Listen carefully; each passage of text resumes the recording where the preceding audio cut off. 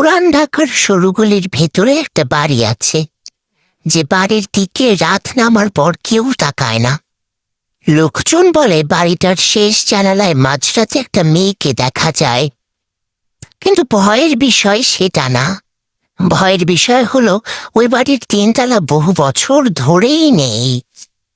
2022 সাল রাফি নামের এক ভিডিও ব্লগার এই বাড়ির গল্প শুনে ক্যামেরা নিয়ে ঢুকে পড়ল বাড়ির ভেতর।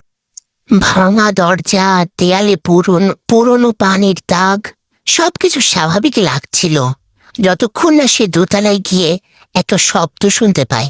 কেমন জানেন? যেন কাঠের মেঝেতে কেউ খালি পায়ে হাঁটছে।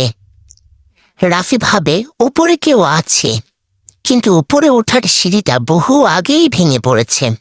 রাফি ক্যামেরা তুলে উপরে অন্ধকারের দিকে জুম করে।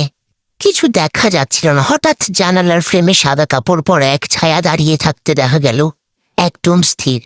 সে ক্যামেরা নামিয়ে আবার তাকালো, কেউ নেই। কিন্তু ক্যামেরার স্ক্রিনে তখনও ছায়াটা দাঁড়িয়ে। রাফির নিঃশ্বাস ভারী হয়ে যাচ্ছিল।